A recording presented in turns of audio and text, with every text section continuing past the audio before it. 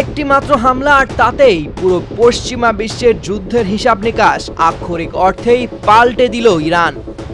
ভারত মহাসাগরের বুকে অত্যন্ত সুরক্ষিত যুক্তরাজ্য যুক্তরাষ্ট্রের যৌথ সামরিক ঘাঁটি ডিয়েগো গার্সিয়ায় ইরানের অভাবনীয় ক্ষেপণাস্ত্র হামলা প্রমাণ করেছে সামরিক শ্রেষ্ঠত্বের দম্ভে অন্ধে থাকা পশ্চিমা পরাশক্তিরা আসলে কতটা ভুল হিসাব কষেছিল। এই একটি মাত্র হামলায় মধ্যপ্রাচ্যের যুদ্ধের গতি প্রকৃতি কেবল বদলে যায়নি, বরং রণাঙ্গনে ইরান যে এখন সুস্পষ্ট আপার হ্যান্ড বা সুবিধাজনক অবস্থানে রয়েছে তা দিনের আলোর মতো স্পষ্ট হয়ে উঠেছে।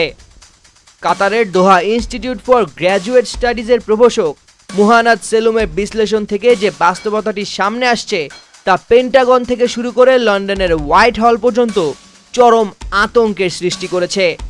এতকাল পশ্চিমা গোয়েন্দা সংস্থাগুলো দাবি করে আসছিল যে ইরানের ব্যালিস্টিক ক্ষেপণাস্ত্রের সর্বোচ্চ পাল্লা 2000 কিলোমিটারের বেশি নয়, কিন্তু ডিয়েগো গার্সিয়া এই নিখুঁত হামলার অর্থ হলো তেহরানের অস্ত্রাগারে এখন এমন সব মিসাইল বা ক্ষেপণাস্ত্র রয়েছে যার পাল্লা 4000 কিলোমিটারেরও বেশি। আর এই তথ্যটি ইরান এতদিন অত্যন্ত সুকৌশলে গোপন রেখেছিল। নোভা এলইডি টিভি, ঝকঝকে ছবি, নিখুঁত শব্দ, 5 বছরের ওয়ারেন্টি। নোভা মানি সঠিক মান, নিশ্চিত সেবা। এই নতুন সামরিক সমীকরণের ভয়াবহতা কেবল যুক্তরাষ্ট্রের জন্যই নয়, বরং পুরো ইউরোপের জন্য এক অশনি সংকেত। বিশেষজ্ঞ মুহান্নাদ সেলুম অত্যন্ত নির্মমভাবে চিহ্নিত করেছেন যে এই ক্ষেপণাস্ত্রগুলোর গতিপথ যদি কেবল উল্টে দেওয়া হয় তবে তা অনায়াসেই ব্রিটিশ রাজধানী লন্ডনে আঘাত হানতে সক্ষম। অর্থাৎ যেসব ইউরোপীয় দেশ বা যুক্তরাজ্য এতদিন নিরাপদ দূরত্বে বসে যুক্তরাষ্ট্রের এই যুদ্ধে পরোক্ষ ইন্ধন দিচ্ছিল, তাদের নিজেদের আকাশ সীমাও এখন ইরানের সরাসরি নিশানায় পরিণত হয়েছে।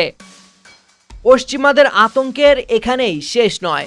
ইরানের মহাকাশ কর্মসূচির আড়ালে তারা এমন অন্তঃমহাদেশীয় ব্যালিস্টিক ক্ষেপণাস্ত্রের পরীক্ষাও সফলভাবে সম্পন্ন করেছে বলে প্রবল শঙ্কা রয়েছে, যা সরাসরি খোদ যুক্তরাষ্ট্রের মূল ভূখণ্ডেও আঘাত হানতে সক্ষম।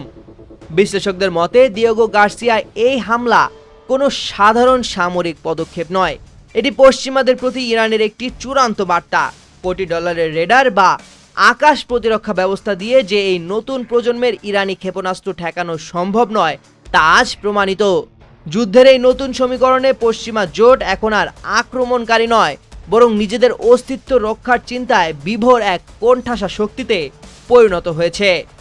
সামিউল জয়, 21 টেলিভিশন।